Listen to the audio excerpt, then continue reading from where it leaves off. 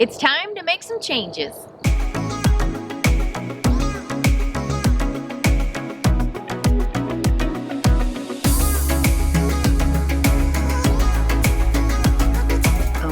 Hi, I'm Donna Clark, and this is Chris, and we are Runaway with the Clarks. We've been doing this for about 2 years. Well, 2 years to, well, a year and a half of it we stayed at a state park, and then after that, since October, we've been out on the road. We left October the 15th, and Yep. prior to that, we park hosted at Texas State Park as maintenance. So, Yeah, it was really cool. and that was a lot of fun. We're living in a 44-foot voltage toy hauler. We have a lot of toys and tools, and we carry them everywhere we go. Like the bicycle ride, motorcycle ride, and just go out and have a good time. Hiking, I don't know about that one so much, but I do like it. I think every Change one thing. park should have at least 20 big rig spots. So I think for me, as we got into RVing, one of the things that we were really surprised by is just how distant some of the products that we see seem to be from the consumer. It feels like a lot of people that make products for RVs don't actually RV themselves. And if I could change one thing about the RV industry, it would just be to say, come and RV, come and experience what it's like. Use your products like we use your products. And there's things where we've just totally lost parity with the non-RV kind of products. Thermostats are an easy example of that. Our thermostat is one that looks like it's from the 1970s. It's a little slidey switch thing, it's analog. I certainly can't control it from my phone. I have very limited options to upgrade that because of the way it's set up in there. And I think I would just like to say to the manufacturers, like, come and RV, come and join us out here and really see what your products are like. That would, I think, be the one for me. For me, I think it would be great if there are more campgrounds where you could book them online. I think I'd rather book things online than call on the phone. Then you can do it in the middle of the night instead of waiting for the business hours. I think the one thing I would change is I would like the opportunity to spend more time with our son and daughter-in-law and our new grandson in Minnesota. The geographic location in Minnesota is very restrictive for us as far as RVing. It's good in the summer, it's too wet in the spring, and it's just too cold in the winter. And there's just not a lot of opportunities there for us to RV or camp up there. But that's the one thing I would change, is if we could figure out how to get into Minnesota for longer periods of time. But we don't want to live there. Yeah, the one thing I would change is probably these campgrounds in RV parks.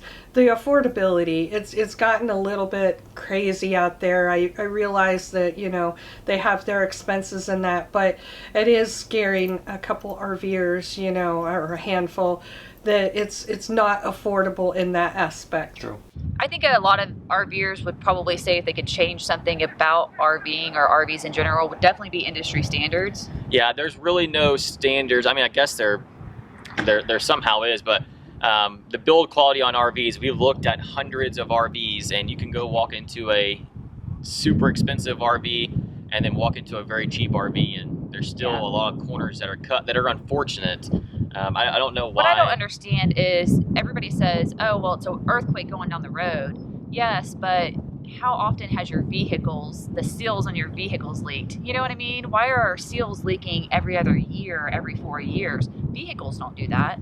So stuff like that is kind of annoying. Yeah, for sure. And then there's definitely a lot of times where you can tell that they just plan something out and they don't really plan everything. So for example, in our new RV, we have a loft bed, and they put the LED lights perfectly where your head would be. So it's like 2 foot above your head. So if the lights are on, you're just blinding yourself. Why they would put that there, I have no idea. It's simply because no one laid in the bed and thought about how it would actually be used, or where they should put tanks or stuff like that. There's definitely some oversight. Yeah, for sure.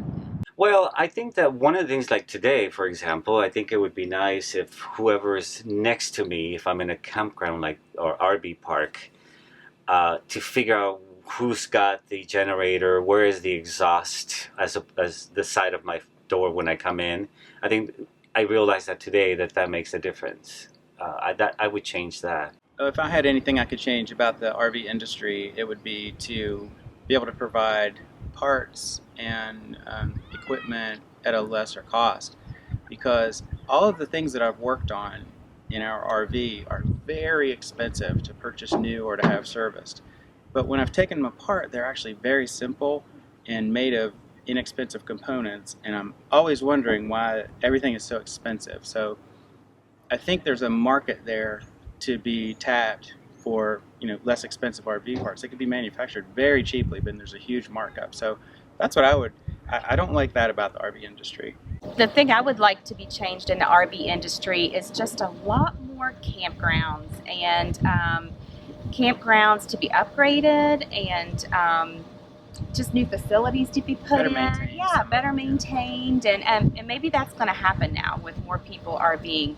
I want to say the RV manufacturers and the way they back their product, they really don't back it as well. I mean, you can go out and buy a Ford Fiesta and it's backed for 3 years, 36,000 miles. You know, you go out and buy a new coach, it's 2 years, 24,000 miles, and they'll probably fight you on stuff.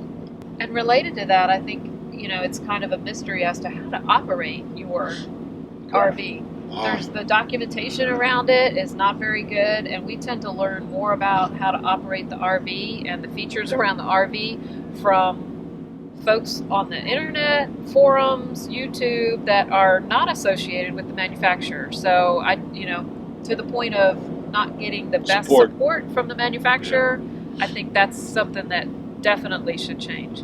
I wish more of the paths were paved. You know, when you go out there, have all these hiking paths, walking paths. Yeah, so, you know, we pull into an RV spot that is down the road, and it's a concrete pad for the RV. But when you come out of the RV, it's gravel, and she goes into the gravel and she just sinks. Tell me how you pushed me through the gravel. And, you know, boondocking spots are generally pretty rough in a wheelchair. Right. But that doesn't stop us from boondocking. No.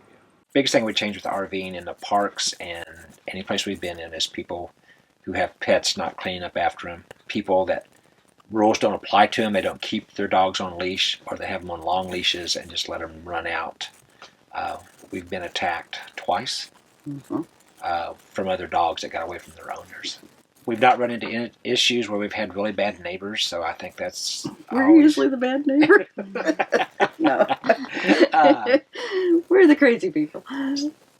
I think sometimes it's difficult to pick a place because the reviews are not consistent on campgrounds. You have one person that rates it a 5, the next one is a 1, and so you're really not sure when you're looking.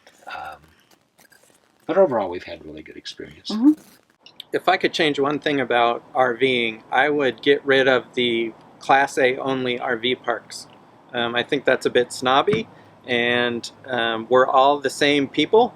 We just chose a different type of RV to live in, so they shouldn't really have Class A only or motor coach RV parks. And I'm going to say that's because we're a little upset right now that we wanted to stay at one that we got great reviews about from our friends. And then we were all excited and we looked it up online and it said motor coach only. We felt a little snubbed, so that's a good one. I think the one thing I would change about RVing is that the industry would get serious and start making better products across the board. Yeah, it is pretty sad that the industry, it's acceptable to buy a brand new product and it can fall apart as soon as you go off the lot. We researched for a long period of time whether we would go with Tiffin, Newmar, or even Winnebago, which were the top 3 for us. And that's always a big concern is the quality of the build. So I think the industry could do a better job on building the RVs and having better quality management. I also think that one of our concerns is getting maintenance. The industry says they are becoming more RV friendly. We're Freightline Owners Club members, and they have something called Oasis. All of your Oasis Freightline dealers are supposed to have 50 amp hookups and the ability to spend the night. We found that out not to be true. And well, you can't park inside the compound because we have an electric fence around the compound. And you can't park outside because this isn't the neighborhood that you would want to park in.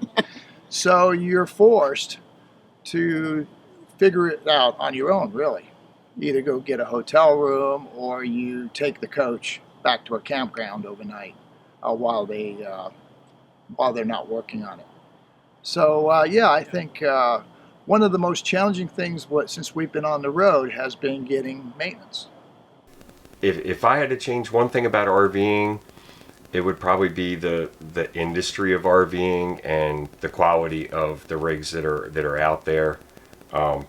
It seems to be, no matter how much you spend on a rig, whether it's $20,000 or $200,000, they all are typically built the same. And I get that they need to be lightweight, but the public has jumped so much into this lifestyle that they have to build them so fast now. Something as stupid as I opened a drawer the other day, and the brackets to hold the railings on have holes for 4 screws. There was only 2 screws in it. Why is there only 1 screw on each side of the drawer when they could have put 2 in? It's those kinds of things. I think it's because they're rushing, and I understand that, but the consumer is just not getting what they're paying for, in my opinion. Yeah, and for me, I think the service. It's the service that needs to improve because of this lifestyle is growing. There's more and more people RVing and on the road. We need that a combination of the service, even the campgrounds, places to stay. Part of why we needs to grow. Decided to boondock a little bit more than what we had originally planned to is that so many campgrounds are just they're booked.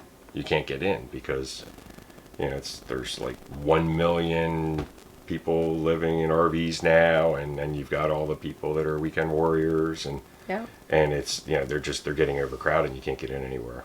Right.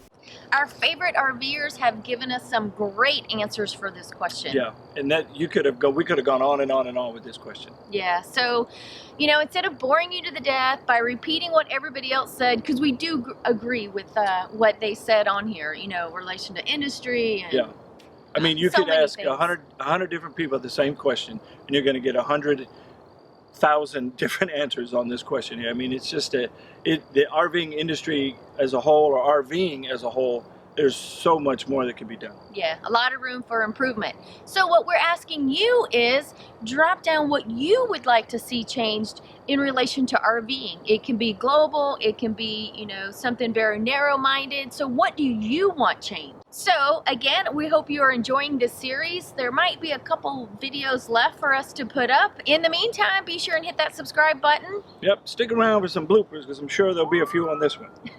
And we will see you on the road. And the question was, see, that was a huge group.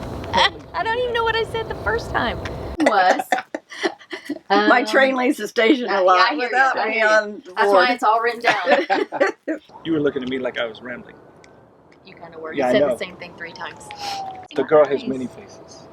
The boy has an ad on his face going in his eye. The girl has a beautiful face. Whatever. Shut The up. girl has a nice name. What do I complain about? Everything. Everything. Oh God, I know. I didn't know that what you were going to say. I know. I wasn't going to tell you. So leave it or change it. The girl don't want to go to the gym now because she's glamorous. I knew you were going to say that. I don't want to redo. And every gas station. I think they should all just say, come on in, you can stay for free. I don't know yet. No, I don't know that one. What oh, I just kept going. See? All right. I don't No, even let's need go. to be here. Yes, you do. That end.